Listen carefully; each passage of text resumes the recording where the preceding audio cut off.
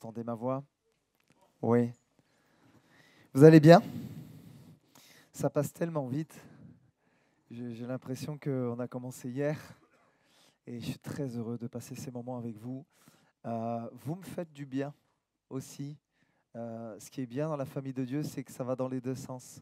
On peut vous apporter quelque chose, mais vous m'apportez avec mon épouse aussi quelque chose par votre gentillesse, par votre générosité, par votre amour, vos encouragements. Et je tiens à vous dire qu'on se fait du bien au milieu de vous. Vous êtes prêts pour la parole de Dieu? Alors, j'ai choisi pour ce dernier message de la semaine de Run Impact de parler d'un élément qui est important, mais tout est important en fait dans la parole. Mais cet élément-là, j'ai pris conscience que si je n'y veillais pas, je pouvais vraiment, parfois me détourner en fait du cœur de Dieu. Et justement, en parlant de cœur, on va parler du cœur de l'homme. Le cœur est très important pour le Seigneur. Et à plusieurs reprises, la Bible va parler du cœur. Voyez-vous, le cœur comprend l'intelligence, les pensées, les motivations et les désirs. Et c'est ton cœur qui motive ce que tu vas faire. C'est le siège de tes émotions. Ton cœur te pousse à avoir des désirs. Et la Bible va poser un diagnostic du cœur. Et le diagnostic n'est pas très bon, parce que la Bible dira que le cœur de l'homme est mauvais. Le cœur de l'homme est tortueux. C'est le prophète Jérémie qui le dira. Et dès que le péché est entré dans le cœur de l'homme, c'est venu créer une sorte de dysfonctionnement. Alors que le cœur était bon, alors que le cœur n'était pas mal intentionné. Mais dès que Adam et Ève ont cédé, ont désobéi au commandement de Dieu, le péché est venu amener une sorte de dysfonctionnement et tu tournes les pages de ta Bible, juste quelques pages, et tu peux t'apercevoir en fait qu'il y a des meurtres, qu'il y a de la méchanceté. Caïn va tuer son frère Abel et nous arrivons au temps de Noé. Et les hommes, il est écrit qu'ils méditaient le mal. Waouh! Et voyez-vous, souvent, on a tendance à parler de nos problèmes, ces problèmes qui viennent de l'extérieur. Ah, mais si j'ai des problèmes, c'est à cause de mon voisin, de mon patron. Mes problèmes, ce sont des problèmes financiers. Peut-être que ce sont des problèmes. Mais notre plus gros problème n'est pas à l'extérieur de nous. Notre plus gros problème, souvent, il est en nous. Et dans l'évangile de Luc, au chapitre 6, à partir du verset 45, Jésus va dire ceci: « Car les paroles dépendent de ce qui remplit le cœur. C'est le trop-plein de l'être profond qui jaillit des lèvres. » Quelqu'un dira ceci: lorsqu'on renverse un vase, c'est ce qu'il y a à l'intérieur qui se déverse. En fait, on déborde tous de quelque chose. Tout le monde déborde de quelque chose. Tu peux déborder de colère ou tu peux déborder de compassion. Tu peux déborder de crainte ou alors tu peux déborder de confiance en Dieu. Tu peux déborder d'amertume ou tu peux déborder de reconnaissance. En fait, c'est un choix. C'est une position. Et en fonction de ce qui va déborder de ton cœur, tu pourras être soit une source de bénédiction pour ton entourage, pour ta famille et tes amis, soit une source d'affliction. Oh, je veux choisir d'être une source de bénédiction. Alléluia. Je veux que mon cœur déborde de l'amour de Dieu à l'égard de mon prochain. Mais la bonne nouvelle, c'est bien que nos cœurs soient tortueux, que le cœur de l'homme est mauvais, méchant. Il y a une bonne nouvelle. Dieu a tellement aimé le monde qu'il a envoyé son Fils Jésus. Et parce que Jésus est venu à la croix, que son sang a coulé, nous sommes maintenant rentrés dans l'ère de la nouvelle alliance. Et une des plus grandes promesses de la parole de Dieu, c'est que Dieu viendrait changer nos cœurs de pierre et les rendre semblables à des cœurs de chair. Il viendrait non plus inscrire sa loi sur les tables de pierre, mais sur les tables de notre cœur. Ça, c'est une promesse extraordinaire. Est-ce que quelqu'un l'a vécu? Alléluia, quelle joie de connaître ce Dieu vivant qui change les cœurs, qui transforme les vies. Mais j'aimerais vous dire ceci. Ce n'est pas parce que ton cœur a été régénéré que tu es pleinement immunisé face à un cœur dur. Un cœur régénéré n'est pas un cœur forcément immunisé. Oh!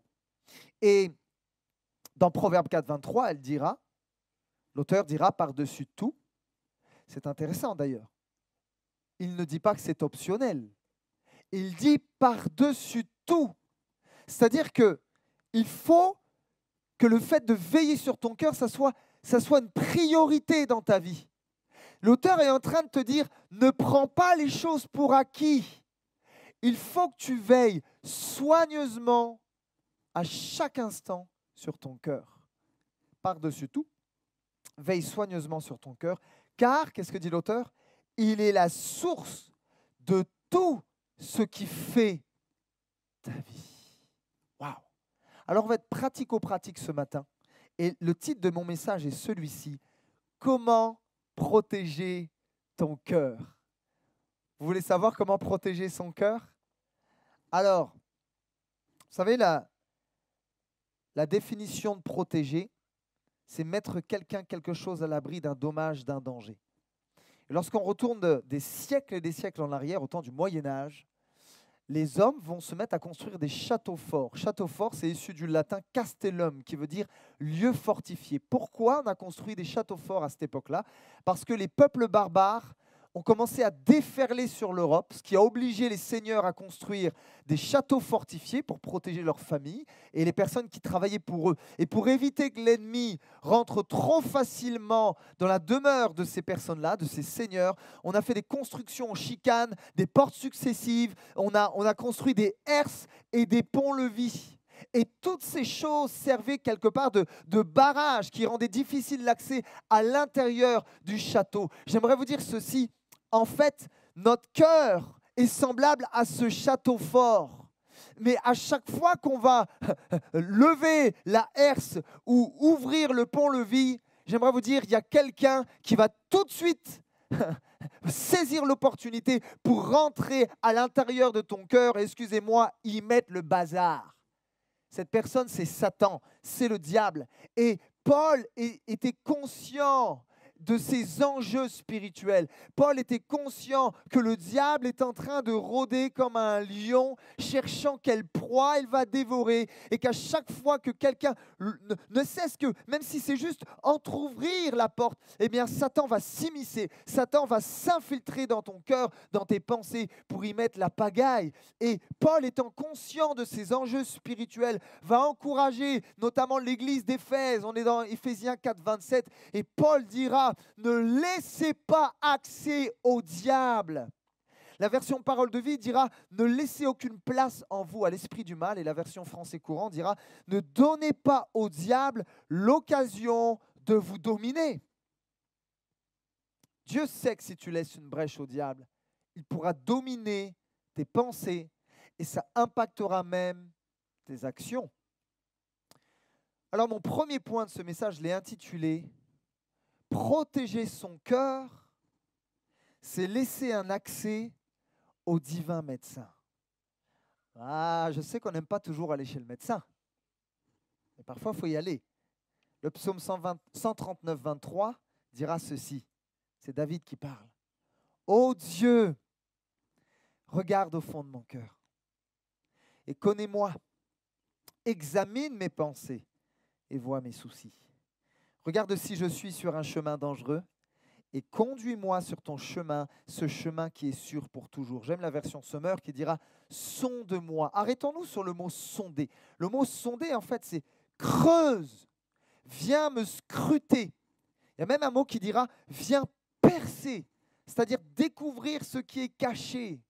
Et David dira « ô Dieu, pénètre mon cœur, examine-moi et pénètre les pensées qui me bouleversent. Considère si je suis sur le chemin du mal et dirige-moi sur la voie de l'éternité. » En fait, protéger ton cœur, c'est permettre à Dieu, le divin médecin, de venir l'examiner. Voyez-vous, le médecin, parfois, ça ne lui suffira pas de regarder juste à la surface. Parfois, on a besoin de faire une radio. On a besoin de regarder ce qu'il y a à l'intérieur. Ce n'est pas toujours agréable. Ça nous arrive de faire des scanners. Moi, j'ai déjà fait un scanner cérébral. Alors, on est là, puis on me branche, et puis on me met sous une machine. Puis, j'aime pas trop ça. Mais il faut regarder parfois ce qu'il y a à l'intérieur. Voyez-vous, Dieu est plus préoccupé par votre état intérieur que par l'état extérieur. Vous savez pourquoi? Dieu n'est pas impressionné par ceux qui brillent. Dieu n'est pas impressionné par les apparences. Ce que Dieu veut, c'est que ton cœur soit en bonne santé. C'est que ton cœur soit aligné avec son cœur à lui. Dieu n'est pas impressionné par ceux qui brillent. Vous savez, moi je suis breton, un pur beurre demi-sel. Et j'ai la bonne habitude avec mon épouse d'aller sur les belles plages bretonnes. Vous savez, je ne veux pas vous vendre un peu du rêve et de chauvin là, mais on a de très belles plages en Bretagne, avec du sable fin. Bon, l'eau est un petit peu plus froide qu'à La Réunion, quelques degrés. C'est pas méchant. Et ma fille, ce qu'elle aime faire en vacances avec moi à la plage, c'est construire des châteaux. Alors on prend une pelle, on prend un seau, et vu que, je vous l'accorde, l'eau n'est pas toujours très chaude en Bretagne, on a trouvé une technique. Des fois, on trempe nos pieds dedans. Vous savez, des fois, il y a des petites flaques d'eau, des petites mares d'eau. Et quand on met nos pieds dedans, c'est chaud. Alors, je ne sais pas ce qu'il y a à l'intérieur, mais bon, j'y vais par la foi. Bizarre que ça soit chaud comme ça. Et puis, on prend la pelle, on prend le seau, puis on commence à remuer les choses. Et vous savez, quand on tombe sur ces petites flaques d'eau, là, avec les rayons du soleil, ça fait comme une sorte de miroir. Vous savez, c'est l'eau qui scintille. Ça scintille, on voit le reflet du soleil. Et l'eau est limpide. Et on peut y voir même jusqu'au fond. Et c'est super beau. Mais lorsque ma fille prend la pelle et qu'elle vient remuer la vase à l'intérieur de cette flaque d'eau qui est tellement limpide, tellement scintillante, qu'est-ce qui se passe? Ça fait remonter toute la vase à l'extérieur. Et de l'eau limpide, c'est une eau qui est maintenant boueuse, c'est une eau qui semble sale et on ne voit plus, ce n'est plus transparent, c'est comme impropre, c'est pas beau à voir. Oh! Et il y a une image en fait qui vient. C'est que lorsque tu laisses Dieu par son esprit remuer le fond de ton cœur, parfois il vient faire remonter la vase. Il vient faire remonter des choses qui ne sont pas toujours belles à la surface. Mais voyez-vous, Dieu ne veut pas le faire, encore une fois, pour te condamner ou te juger. Il veut le faire parce qu'il t'aime, parce qu'il veut soigner ton cœur, parce qu'il sait que s'il extirpe de ton cœur toute cette boue et toute cette vase, en fait, tu ne pourras que aller mieux. Dieu est un bon Père. Dieu est le meilleur des médecins. Et lorsqu'il fait remonter ces choses à la surface, ce n'est pas juste pour te juger, mais en remontant ces choses, il peut te faire remonter sa pensée. Il peut te donner une direction. Il peut parler à ton cœur, parce que quand Dieu remue la vase, le Saint-Esprit est à l'œuvre au-dedans de toi. Alléluia. Alléluia. Vous savez, il y a des gens qui ont peur d'aller chez le médecin. Moi, j'ai entendu quelqu'un un jour dire « Moi, je n'irai pas chez le médecin parce que je suis sûr que si j'y vais, il va me trouver un truc bizarre et je ne veux pas entendre son diagnostic, donc je n'irai pas. » Mais croyez-vous que ça va l'immuniser, cette personne? Non! Que tu y ailles ou que tu n'y ailles pas, si tu es malade, tu es malade. Ah, il y a des gens qui, parfois, ont peur d'aller à l'église. Oh, peut-être que le pasteur, il va dire des choses. Et puis, je vais pas être à l'aise. Non, non, non, non. Je ne veux pas que le pasteur pointe avec sa grosse Bible, là, mes péchés cachés. Donc, je ne vais pas à l'église. Ou je ne vais pas me laisser reprendre parce que j'aime pas ça. Ça, c'est la première catégorie de personnes. Maintenant, il y a une deuxième catégorie de personnes. C'est encore plus dangereux, je trouve. J'appelle ça les asymptomatiques spirituels. Vous savez, pendant le Covid, on a appris ce mot-là, asymptomatique. C'est-à-dire que tu ne ressens pas les symptômes, mais tu es malade. Et en plus, tu peux contaminer les autres. Et parfois, il y a des chrétiens asymptomatiques. Mais moi, je n'ai pas besoin. Je n'ai pas besoin que le pasteur prie pour moi. Je n'ai pas besoin que l'Esprit de Dieu sonde mon cœur. Je suis un homme de Dieu. Je suis une femme qui lit ma Bible tous les jours. Je n'ai pas de leçon à recevoir. Ah, par contre, lui, à côté, il a besoin d'une bonne leçon. Hein.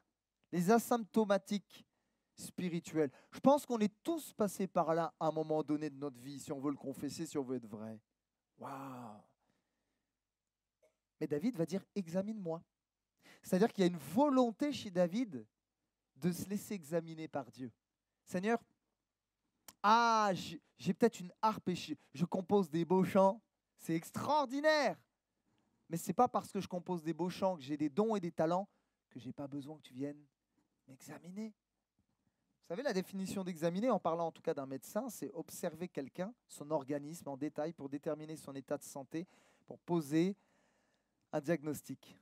Il y a quelques années de cela, ça doit faire 4-5 ans, j'ai pris un rendez-vous chez le cardiologue. J'avais un peu de palpitations, tout ça. Depuis que je suis petit, j'ai un souffle au cœur aussi, donc j'ai voulu contrôler. Et puis j'arrive chez le cardiologue, j'ouvre la porte, il me regarde, asseyez-vous monsieur, puis il continue de me regarder, il dit mais pourquoi vous prenez rendez-vous avec moi, vous avez l'air en bonne santé monsieur, vous êtes svelte. Non, mais je profite de dire ça, parce que peut-être qu'un jour ça ne sera plus le cas. Vous savez, j'appelle ça, c'est les pasteurs au fil du temps, c'est bizarre, hein, ils prennent du poids, mais pas que spirituellement parlant. Et à un moment donné, quand ils se mettent de profil, il y a ce qui s'appelle la brioche pastorale. Je ne vise absolument personne.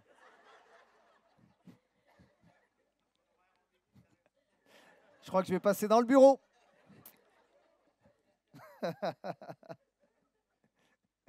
Et mais vous êtes svelte, vous avez l'air sportif, monsieur, tout ça. Bon, écoutez, on va prendre la machine, puis on va regarder le cœur.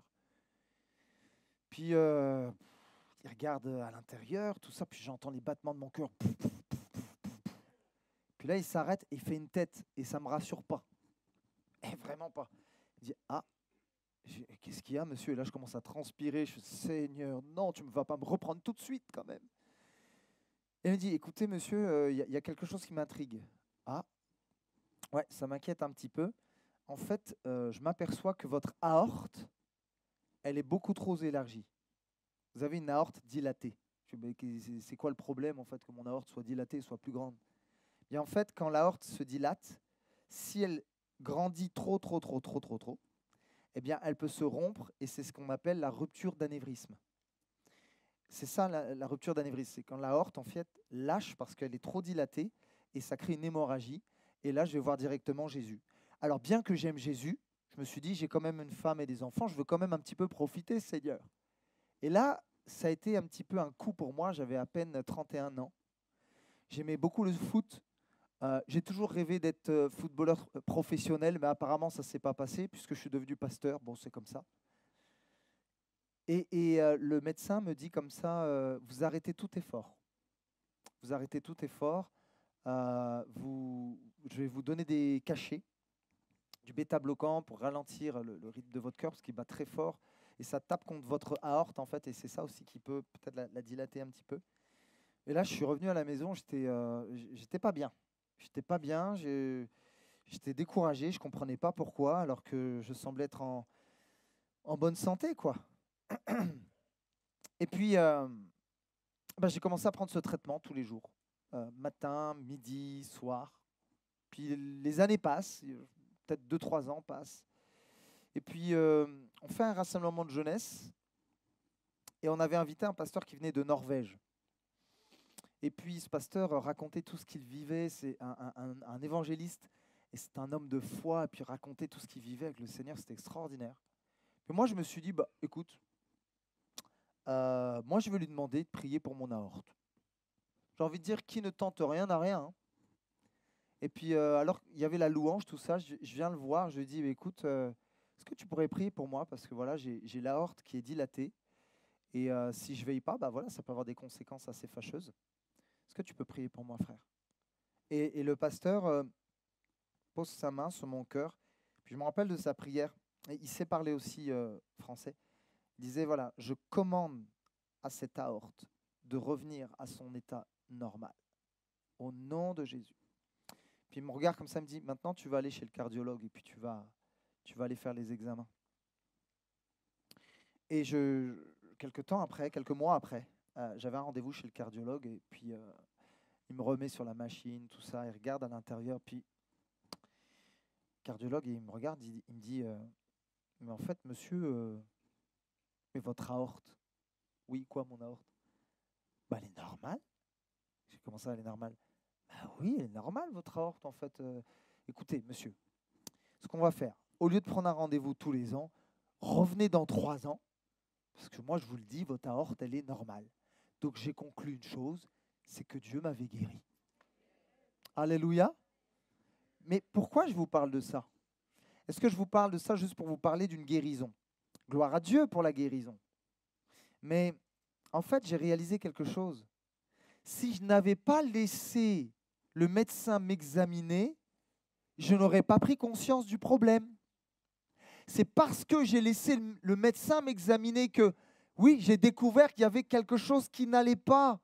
Et j'aimerais te dire ceci, Dieu veut te montrer ton problème, non pas pour te condamner, je le redis, mais pour te guérir, pour te libérer, pour te transformer. C'est ce que Dieu veut faire. Dieu veut mettre en lumière certaines zones d'ombre en nous pour nous éclairer. Alléluia. Maintenant, j'aimerais vous dire ceci. Oui, c'est Dieu qui guérit, mais cela n'empêche pas que tu as besoin des autres. Certains vont faire cette erreur, et beaucoup trop d'enfants de Dieu font cette erreur. Ah, je vais aller plus loin. Je suis fils de pasteur, donc je me permets de le dire, je suis pasteur aujourd'hui. Et beaucoup trop de pasteurs font cette erreur aussi. On est tous dedans, on est tous au même niveau. Que notre communion avec Dieu est suffisante. Je n'ai pas besoin des autres. C'est Dieu qui va me guérir. Dans l'intimité de sa présence, je vais lui parler et c'est extraordinaire de le faire, c'est merveilleux. Gardez votre communion avec Dieu. Mais je crois que Dieu parle aussi tantôt d'une manière, tantôt d'une autre. Dieu parle dans l'intimité de sa présence, mais parfois Dieu parle à travers un frère et une sœur. Que quelqu'un dise Amen. Dieu parle tantôt Dieu a parlé à travers un âne. Ah ben oui. Donc Dieu peut parler d'une manière ou d'une autre. Alléluia. Et en fait, ma question est celle-ci. As-tu, dans ta vie, en tant qu'enfant de Dieu, un partenaire de redevabilité? Pourquoi je te dis ça? Parce qu'on a besoin d'être challengé. J'ai remarqué dans ma vie, quand je n'ai pas de défi à relever, quand je ne suis pas challengé, je deviens mou. Je prends les choses pour acquis. Je m'assois sur le canapé bien confortablement et tout est cool, tout est relax. Mais je ne suis pas étiré. Mais quand quelqu'un que Dieu met en face de moi, et cette personne elle a une dimension spirituelle qui, il faut le dire, qui est supérieure à la mienne, ça m'étire. Ça me donne envie de vivre ce que cette personne vit, vous me comprenez? Et ma question est celle-ci. Est-ce que tu as un ami à qui tu peux te confier, parler de tes combats, de tes tentations, de tes découragements? Est-ce que tu as un mentor, un père spirituel, une mère spirituelle qui a le droit de te poser des questions du style « Comment ça va moralement? Comment ça va dans ton couple, dans ton mariage ?» Ah, c'est dérangeant, hein, on veut pas qu'on nous pose cette question-là, c'est trop intime parfois. Comment ça va dans ta pureté? Ou comment ça va dans ta communion avec le Seigneur? Est-ce que tu as un ami qui te pose ces questions? Quel que soit ton âge, quel que soit ton nombre d'années de conversion. Vous savez, il y a un dicton qui dit que le fer aiguise le fer. Et moi, j'aime bien dire le frère aiguise le frère. Alléluia. Mon frère, ma sœur, qui aiguise ta vie? As-tu encore du tranchant spirituel? Voyez-vous, les cuisiniers, pour bien couper la viande, ils aiguisent leur couteau. Parce qu'au bout d'un moment, le couteau ne sera plus assez affûté. J'aimerais vous dire ceci. As-tu perdu ton tranchant au niveau de ton onction? As-tu perdu ton tranchant au niveau de ton autorité spirituelle, de ton zèle, de ta consécration? Je suis venu te dire, ne perds pas de ton tranchant. Laisse-toi aiguiser par l'Esprit de Dieu. Laisse-toi aiguiser par la parole de Dieu. Laisse-toi aiguiser par un homme, par une femme qui va suffisamment avoir d'amour pour te dire la vérité. Vous savez, parfois la vérité, ça fait mal. La vérité, ça blesse. Mais on a besoin d'entendre la vérité. Jésus a dit, je suis le chemin, la vérité et la vie. Qu'est-ce que la Bible dit? La vérité vous affranchira. Elle vous rendra libre. Et vraiment, je vous en prie, ne restez pas isolés. Satan veut t'isoler. Vous savez, un lion, il ne va pas se prendre la tête. Quand il dévore une proie, il cherche la plus faible et la plus isolée. Et quand il voit peut-être un zèbre ou peut-être, je ne sais pas, une biche ou je ne sais quoi, qui est seule, qui est fébrile, c'est cette bête-là qui va attaquer, qu'il va dévorer. Ne reste pas seul.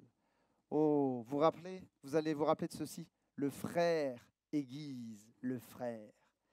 La sœur aiguise la sœur aussi. Hein. Jésus. J'aimerais vous mettre en garde face à un danger. J'en ai un peu parlé, mais en fait, c'est le danger de la suffisance. La suffisance, c'est un sentiment d'une très haute valeur de soi-même, de supériorité à l'égard d'autrui. En fait, la suffisance, c'est « je suis assez bien ».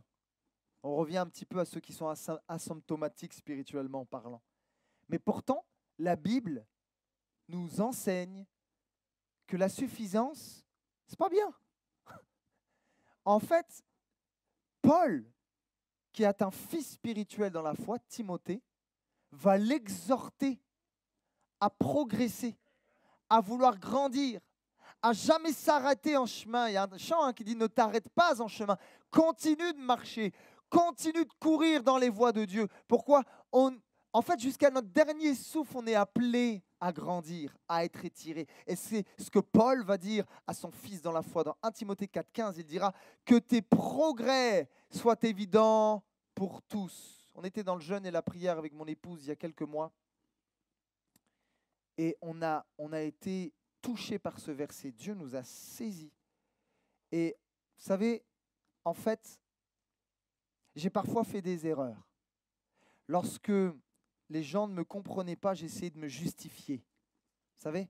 Non, mais c'est pas ça, c'est ceci. Puis je me justifiais par toutes sortes de choses lorsque parfois les gens disaient ceci ou lorsque je pouvais être critiqué. Et je me justifiais. Et c'est comme si Dieu m'a dit maintenant, stop, tu arrêtes de te justifier.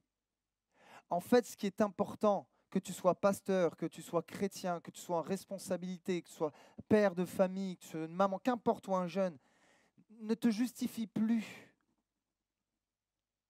Parce que, en fait, ce que la Bible dit, c'est que tes progrès soient évidents pour tous. C'est ça qui est important. Et dans la version Summer, ça dit que tout le monde soit frappé de tes progrès. La Bible ne dit pas que tout le monde soit frappé par ta main, par ta colère, que tout le monde soit frappé par ton égoïsme ou ton ego surdimensionné. Non, non, non. La Bible dit que tout le monde soit frappé de tes progrès. Et moi, j'ai un désir, c'est moi, l'église dans laquelle je suis, je veux que les chrétiens avec lesquels je travaille voient les progrès de leur pasteur. Je veux qu'ils voient un pasteur qui va grandir dans l'amour encore, qui va grandir dans la patience. Oh, priez pour la patience. Je veux que mes frères et sœurs voient mes progrès. Je veux que ma femme puisse témoigner, mon mari a progressé. Et ma femme là est en train de dire Amen, Seigneur, touche son cœur. Je veux que ma fille, mes filles, disent Papa, t'as progressé. Comment ça m'a fait mal un jour d'entendre un fils de pasteur dire, tu sais, mon père, il est double. Sur l'estrade, il prêche des belles choses, mais à la maison, il est comme ça, il est comme ça. Et il me disait, ça m'a dégoûté. Parce qu'en fait, je ne vois pas de progrès. Je vois quelqu'un juste qui fait comme une sorte de job, qui prêche de belles choses, mais à la maison, il n'est pas là, il n'est pas présent. Je vois pas d'amour en lui, il ne vit pas ce qu'il prêche. Et dans mon cœur, je disais, Seigneur, je ne veux pas juger ce frère, mais garde-moi d'être comme ça. Je ne veux pas que mes filles me disent, moi j'ai lâché la main de Dieu parce que mon père était hypocrite. Il prêchait des belles choses du haut de l'estrade, mais il était colérique. Il se mettait en colère à chaque fois. Il pétait des câbles à la maison. Il passait jamais de temps avec nous. Il prenait que du temps avec les brebis, mais il nous a complètement délaissés. Vous comprenez ce que je veux dire ? Seigneur, garde mon cœur. Que mes progrès soient évidents pour tous. Dans 1 Thessaloniciens 4:1, Paul dira « Maintenant donc, frères et sœurs, vous avez appris de nous comment vous devez vous conduire et plaire à Dieu. Et c'est ce que vous faites. » C'était des bons chrétiens. Les Thessaloniciens, c'est une bonne église, hein? Église modèle. Paul est en train de les féliciter. Il faut que vous puissiez vous conduire d'une manière qui plaise à Dieu. Et c'est ce que vous faites. Les Thessaloniciens auraient pu dire « Hey, on est les big boss, on est l'église chouchou. On est l'église exemplaire, on est les chouchous de l'apôtre Paul. Il n'a rien à nous reprocher, puisqu'on est des bons petits chrétiens. » Mais Paul ne s'arrête pas à cela en disant « C'est ce que vous faites, oh vous êtes tellement merveilleux. » Non, il continue en disant « De même, nous vous le demandons et nous vous y encourageons dans le Seigneur Jésus, progressez encore. Alléluia. Progresser encore. Tu n'as jamais fini et tu finiras jamais de progresser en fait. Alors la question c'est, est-ce que j'ai progressé dans ma vie?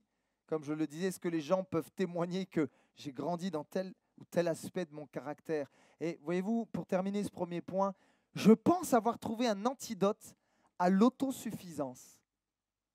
Parce que parfois, on est bon pour se comparer les uns aux autres et quand on voit un frère ou une sœur qui est moins spirituel, on se dit « je suis pas mal finalement par rapport à lui ou à elle. Oh, je ne suis pas si mal que ça. » J'aimerais qu'on puisse faire une prière ensemble, jour après jour. Vous savez ce qui nous rend humbles? C'est quand on arrête de se comparer les uns aux autres, puis on commence à lever les yeux un petit peu plus haut, puis on commence à regarder à Jésus. Puis là, tu t'aperçois en fait la sainteté de Dieu. Ah, finalement, je ne suis peut-être pas si saint que ça quand je me compare à Jésus. Puis tu vois son intégrité, puis tu vois qu'il est dans la vérité, puis tu vois qu'il est tellement rempli d'amour. Et puis en fait, tu te dis, quand tu regardes à Jésus, j'ai peut-être un petit peu de boulot encore quand même. Je crois qu'en regardant Jésus, finalement, j'ai besoin de progresser. Et j'aimerais qu'on fasse une prière ensemble, pas tout de suite, pour la faire à la fin, mais j'aimerais que ça soit une prière quotidienne. Et de plus en plus, je réalise, vous savez, ça fait maintenant 20 ans que je suis chrétien, je crois que je n'ai jamais autant réalisé ce besoin de garder mon cœur. L'importance de garder son cœur. Et comment garder son cœur? C'est en faisant cette prière. Jésus, je veux te ressembler. Jésus, rends-moi comme toi. Vous vous rappelez de ce chant-là? Te ressembler, Seigneur. C'est là mon désir. C'est mon bien. Je veux te ressembler, Jésus. Amen. Comment protéger ton cœur? En acceptant que le divin médecin vienne examiner, non pas juste à la surface, mais à l'intérieur. Seigneur, je veux te ressembler. Je veux un cœur selon le tien. Je vais être comme toi. Et je terminerai avec mon second, dernier point. Protéger ton cœur, c'est le maintenir dans la paix. Vous savez, maintenir quelque chose, c'est le garder dans le même état. Ça vous est déjà arrivé d'acheter quelque chose de tout neuf et juste quelques instants après, vous avez cassé cette chose? Est-ce que ce n'est pas frustrant? C'est déjà arrivé à quelqu'un? Oui, c'est terrible. Vous savez, un jour, avec ma femme, on a acheté une belle Clio rouge, bien visible, bien flashy. J'étais fier de ma Clio. C'était une de mes premières voitures. Et puis, à un moment donné, je me rappelle, j'avais une envie pressante. On revenait d'un voyage avec ma femme et ma chérie. Elle est tellement gentille. Chérie, vraiment, je t'aime. Elle dit, chérie, on était dans un appartement et puis on garait la voiture au sous-sol, dans le garage. Alors, elle me dit, t'inquiète pas, va faire ce que tu as à faire, je vais garer la voiture. Et moi, j'ai la foi dans ma femme aussi, tu vois. Et elle dit, je vais m'en occuper. Oh, qu'elle est gentille, cette femme, elle est extraordinaire, elle est serviable. Et moi, je monte à l'étage, tout ça. Et puis ma femme revient, mais c'est bizarre, son visage a comme changé. Et là, mon cœur commence à en parler du cœur, il palpite là, mon cœur. Qu'est-ce qu'il y a, chérie? Et là, elle me rassure. Vous êtes trop fortes, les femmes, pour ça. Elle dit, chérie, bon, ne t'énerve pas. Déjà, quand elle commence comme ça, ne t'énerve pas. Je pense avoir effleuré un petit peu, vous savez, il y a les fameux poteaux dans les sous-sols là. J'ai un petit peu effleuré l'aile de la voiture en faisant marche arrière. Mais ce n'est pas grand-chose. Vous savez, la confiance n'exclut pas le contrôle. Donc, je suis descendu, j'ai pris l'ascenseur, non, les escaliers, en courant. Et j'ai été voir cette petite éraflure dont ma femme m'avait parlé. Et je me suis approché, et c'est bizarre quand même, mais on n'a pas forcément la même manière de voir les choses. Parce que ce n'était pas une petite éraflure. Absolument toute l'aile de la voiture était carrément rayée. Et là, j'ai fait, non, Seigneur, ma voiture, qu'est-ce que tu as fait? Et là, j'étais pas content. Je dis, qu'est-ce que tu as fait? Tu as ruiné ma vie. Bon, on en fait trop un petit peu. On en fait un petit peu trop parfois. Mais pour vous dire ceci, c'est qu'il y a des éléments extérieurs qui peuvent perturber la paix intérieure. C'est ce que j'ai vécu. Bon, mais la question, c'est quand les vents extérieurs viennent, que tu as des mauvaises nouvelles, que tu as des déceptions, que ça ne se passe pas comme prévu. La question est celle-ci. Comment je vais gérer cette situation à l'intérieur de moi? Vous savez, lorsqu'on est parti faire des études bibliques au Canada pendant 3 ans, on a déménagé plusieurs fois, on est passé par toutes sortes d'épreuves, on a vu la main de Dieu. Et à un moment donné, la dernière année, on était dans un petit appartement en plein cœur de Montréal. Écoutez, je déprimais là-dedans, j'avais qu'une seule envie, c'était de retourner en France. Bien qu'on a vécu une merveilleuse expérience là-bas, c'était génial, Dieu nous a étirés. Mais on vivait par la foi. Et à un moment donné, on n'arrivait plus à payer le loyer. Et vous savez, au Canada, là-bas, quand on paie le loyer, on ne fait pas de versement comme ça à distance. C'est le propriétaire qui vient frapper à la maison et qui dit, voilà, je veux mon loyer. Et tu dois remettre le loyer en main propre. Ah! Et alors, j'ai rien. S'il y a des Italiens ou des Siciliens dans cette salle, soyez bénis. OK? Et c'est un petit monsieur. Je pense qu'il était sicilien. Je ne sais pas si son nom c'était Pepperoni ou un truc comme ça. Bon, j'invente un peu là, mais et ce petit monsieur-là, il était très, comment te dire, plein de vie, voilà, plein de vie. Et il venait frapper, il disait mon loyer. J'ai dit mais monsieur Pepperoni, j'ai pas votre loyer. Comment ça? Dans 3 jours, je reviens. Et si j'ai pas mon loyer, ça va chauffer. Je dis Seigneur. Et là, dans ma tête, je me dis, mais Seigneur, c'est pas possible. Tu nous as pas envoyés à Montréal pour te servir, pour galérer, pour que tu nous abandonnes. Tu es le Dieu de la promesse. Et vous savez, des fois, je me croyais très spirituel. Mais là, pour le coup, j'en avais ras-le-bol. Ras-le-bol qu'on me crie dessus. Ras-le-bol de ne pas avoir assez d'argent pour payer mon loyer. Et vous savez, j'ai pas dit au Seigneur quand j'ai refermé la porte, Seigneur, gloire à ton nom pour les épreuves. Je bénis ton nom. Qu'il est doux, Seigneur, de passer par des épreuves financières. Je te bénis. Vous savez, il y a un chant que je n'aimais pas chanter, c'était « Merci Seigneur pour les épreuves de la vie ». J'ai jamais aimé ce chant-là. Mais qui aime ce chant-là? Seigneur. Vous savez, dans la Bible, il y a les lamentations de Jérémie. Mais là, c'était les lamentations de Grégory. Je me lamentais. Pourquoi, oh Dieu, tu m'as laissé, tu m'as abandonné. Bref, tout un cinéma. Et j'ai remarqué ceci, c'est que par ma réaction parfois, en fait, c'est moi qui ai mis ma paix à la porte. C'est par ma colère, parce que je m'agitais dans tous les sens. En fait, en faisant ça, j'ai mis ma paix dehors moi-même. Pas M. Pepperoni qui l'a mis, c'est moi. J'ai jeté ma paix dehors. Et parfois, ce qui nous vole la paix, c'est nous-mêmes. C'est nous-mêmes, à cause d'une réaction, à cause parfois d'un manque de foi. Et vous savez, Jésus a fait une promesse extraordinaire à ses disciples, mais il nous l'a fait à nous aussi avant de rejoindre le Père. Il va dire dans l'évangile de Jean, chapitre 14, verset 27, « Je pars. Je pars. » Et ça, c'était triste pour les disciples. Et non, Seigneur, pars pas, reste avec nous, on te veut avec nous. Oui, mais je pars, mais je vous laisse la paix. C'est ma paix que je vous donne. Ce cadeau n'a rien de commun avec ce que le monde peut donner, avec sa paix à lui. C'est pourquoi Jésus dira, cessez d'être inquiets et de vous laisser troubler. Bannissez toute crainte de vos cœurs. Et là, quand je lisais ce texte, je disais à Dieu dans mon cœur, mais Seigneur, c'est facile de dire ça. Mais des fois, c'est plus fort que moi. J'ai peur. Je suis en colère. Je ne sais pas comment je vais m'en sortir. Alors, comment concrètement arrêter d'être troublé? Je pense avoir trouvé une partie de la réponse. Peut-être qu'il y a d'autres choses, mais j'aimerais vous communiquer une chose qui peut nous servir lorsque nous sommes troublés, lorsqu'on a envie de s'agiter.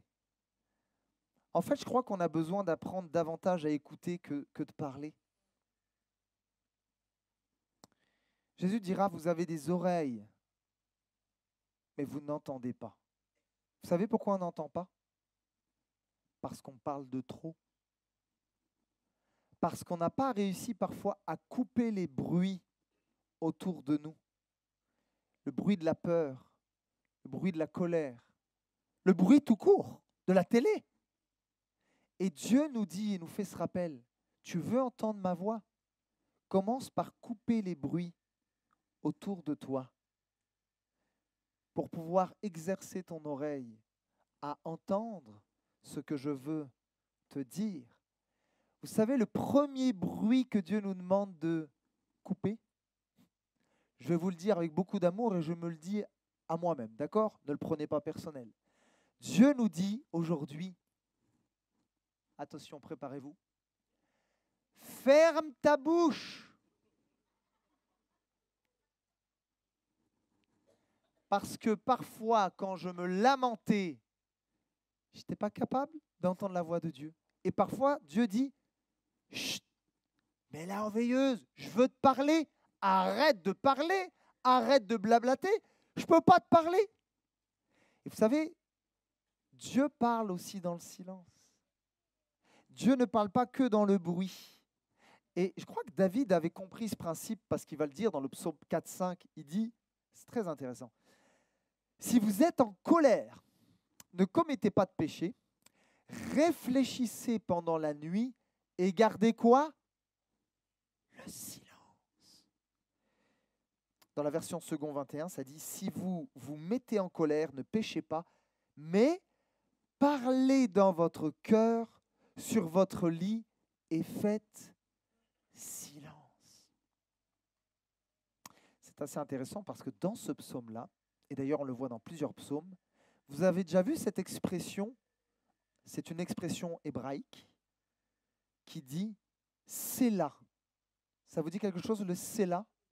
Parfois, quand tu lis les psaumes, il y a le mot « Sélah ». Et dans ce psaume, le Sélah est présent. Qu'est-ce que c'est? Le Sélah marque le moment où la récitation est interrompue. Le Sélah, dans les psaumes, c'est un moment de pause. C'est un moment où il n'y a plus de bruit. Et je pourrais faire un jeu de mots. Quand tu fais une pause, quand tu fermes ta bouche, c'est là que Dieu te parle. C'est là qu'il faut écouter. C'est là que la voix de Dieu, ton Père, te guide. C'est là que sa voix te rassure. La Bible dit, c'est dans le calme et la confiance que sera votre force. Vous savez, depuis quelque temps, on ne dort pas beaucoup avec ma femme parce qu'on a un bébé. Notre petite Mila, elle est vivante, elle est comme son papa, elle est bien vivante. Hein. Et parfois à 2 heures du matin, 3 heures du matin, on entend... Et parfois on se donne des coups de coude avec ma femme. C'est à ton tour. Non, j'ai été, c'est à ton tour. Bon. On rentre en phase de négociation. Puis je me rappelle, une nuit, je me lève et ma fille, elle pleure, elle pleure. Et à un moment donné, je dis, Mila, c'est papa. Et j'ai même pas franchi la porte. Hein. Elle reconnaît le son de ma voix. Et quand je lui dis, Mila, papa arrive, papa est là, tout de suite, elle s'apaise. Et les grosses larmes de crocodile, là, j'arrive, puis je fais, allez ma fille, je lui sèche les larmes comme ça. Puis je la prends dans mes bras, et tout de suite, elle est dans les bras de papa. J'aimerais te dire, Dieu est ton Père. Il voit tes larmes, il voit tes peurs, tes craintes, mais parfois il te dit, hey, arrête de t'agiter. Papa est là. Ton Père est là. Et il te prend dans ses bras et il te rassure. Frères et sœurs, c'est dans le calme et la confiance que sera votre force. Est-ce que le musicien peut venir? Je sais que mon frère, je te prends en dépourvu. Si le pianiste peut venir. Je ne sais pas si mon frère, tu connais ce chant, Si je me tais, oh j'apprendrai à écouter la voix du bon berger. Je te prends vraiment au dépourvu. Hein. Tu connais ce chant-là? Si je me tais, oh j'apprendrai. Ok, on va y aller au feeling. Tu peux le faire en sol. Sol, ré, mi mineur. Je crois que c'est un truc comme ça. Mais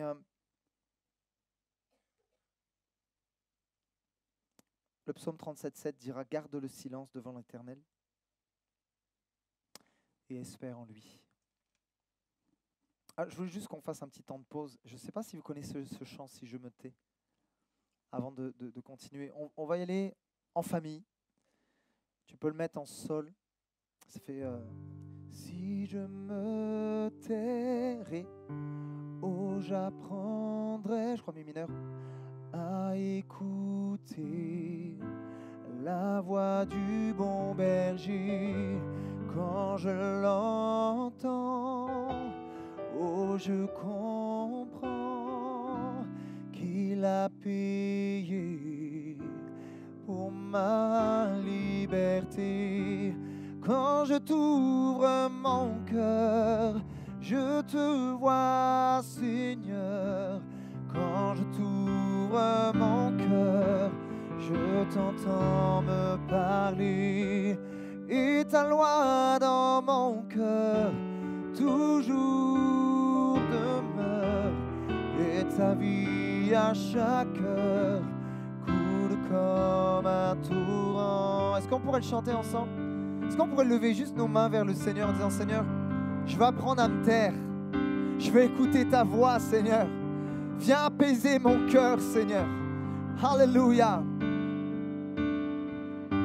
Si je me tais, oh j'apprendrai à écouter la voix du bon berger.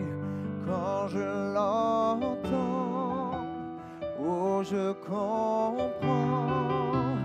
qu'il a payé pour ma liberté. Quand je t'ouvre mon cœur, je te vois, Seigneur.